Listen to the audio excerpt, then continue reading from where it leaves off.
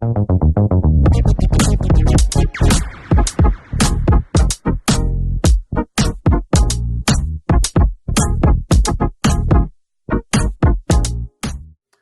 welcome to another episode of Huddle Up with Mark, the Fun Coach. I'm Mark Duncan, and today I want to talk to you about your budget. I know it is May of 2024, and if your fiscal year ends on June 30th, that you could very well be planning your FY25 budget right now. But it doesn't matter when your fiscal year is for you to understand what I'm about to tell you.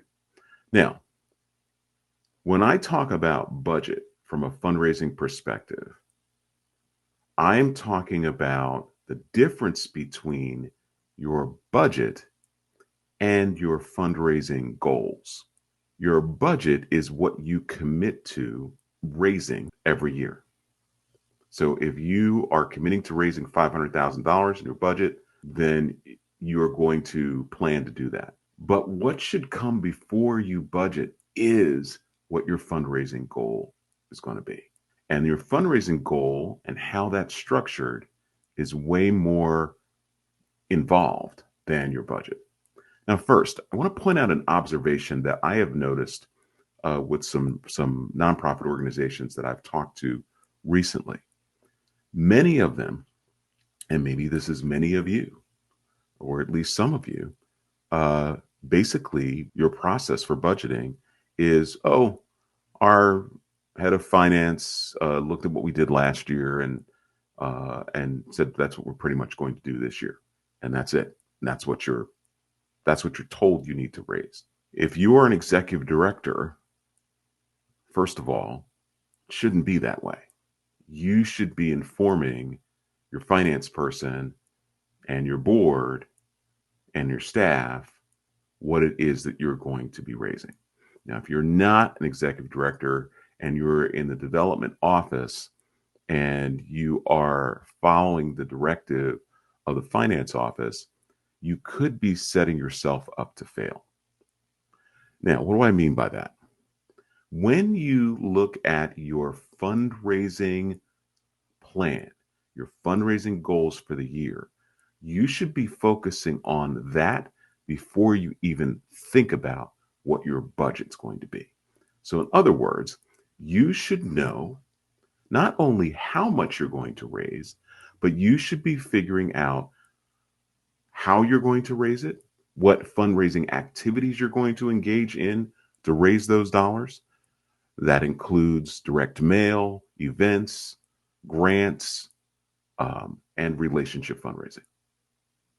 And so you have to figure out, put a plan in place and challenge yourselves to come up with your goal in terms of how much you're going to raise. Your finance people don't necessarily need to be aware of that. Quite frankly, they just want to know what number you're going to commit to in the budget. Okay? So it's very different.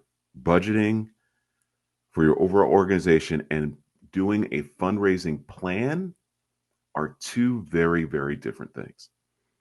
So if you are spending time analyzing your performance from previous fundraisers, if you've never done this before, the first thing you need to do is to take a look at your data. How have you performed with all of your fundraising activities over the last 5 years? And you need to come up with a baseline.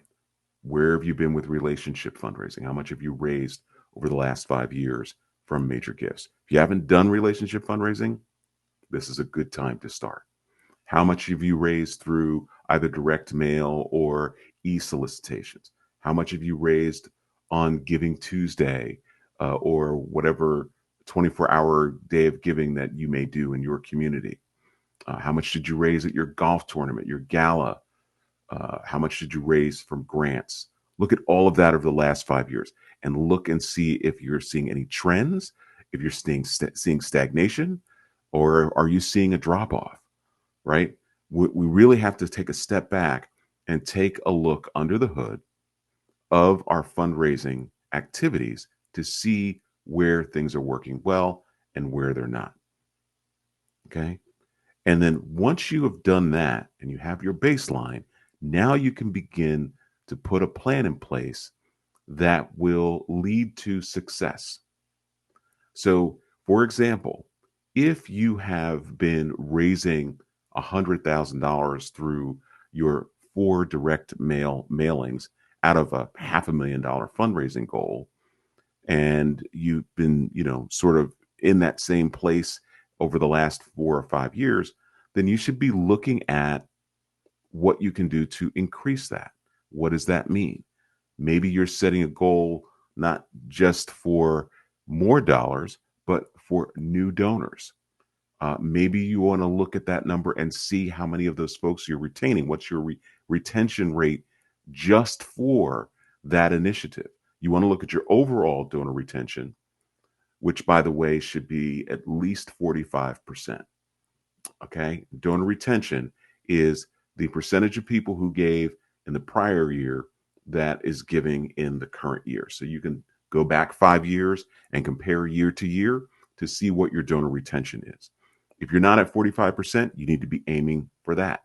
You need to figure out what it's going to take to keep those donors. If that means improving your communications with those donors electronically, then you do that. If that means that you reach out and have a particular campaign just to target your live bunts last year, but not this, then you do that. If you're not targeting your live bunts and you're just treating your live bunts like you're treating everybody else, then you may be missing an opportunity to improve your donor retention. So when you're looking at your goals, you should be looking at everything. Where are you? And where can you improve?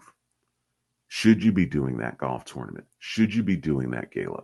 If that gala is taking 6 to 8 months to plan, and at the end of the day, you're only netting $15,000, and I'm sure you've heard me say this before, you need to question whether or not you even need to do that gala, because you could raise $15,000 in a fraction of the time. So these are the things that you need to be thinking about as you move forward with putting a fundraising plan in place for your next fiscal year. Okay. So this isn't about your budget. Your budget is the number that you give to your finance person to say, yep, we're going to be able to hit this number. Now, your fundraising plan, the goal for that number actually could be bigger, right? You're committing to the budgeted number on paper, but what you may be committing to internally as a team is raising a little bit more money because of some new things that you're trying, or you believe that you can make some improvements in various areas. So if this is something that you actually struggle with and want to talk about, you can certainly schedule a discovery call with me. I am happy to chat with you about the challenges around budget versus a fundraising plan.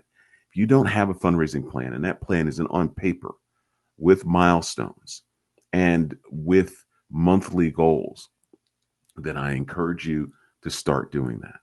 Okay. If you are a small to mid-sized nonprofit and you're wondering how large nonprofit organizations like colleges, universities, and hospitals are able to raise millions of dollars, is because they actually get into the weeds and put together a plan and execute on that plan, and they stick to it month after month after month after month over a 12-month period. And they're tracking their success. They're tracking trends. This is how you can be successful in fundraising. And it doesn't take a lot to do that. This does not cost much of anything to keep track of the activities that you're engaged in and how they're performing, because that is the only way that you're going to see an improvement in your fundraising. And I would encourage you to incorporate that relationship fundraising into your strategy. If you're not doing that and you're only doing all the things that I mentioned, especially events and galas and golf tournaments and grants, and you're not yielding the results that you need to yield, then you are engaged in lopsided fundraising. I'm not suggesting that you stop those things. I'm suggesting that you look closely at those things and make sure that you are working efficiently and that you're doing everything you can to convert transactional givers into relational donors. All right. That was all I wanted to say to you today. I want to thank you for watching. And as always, the reason we go through this, the reason why I share this information with you is not just so you can raise more money, because it isn't about the dollars, right? It's about what the dollars do for the people that you serve. That is why we're here. Thank you, and we'll see you next time.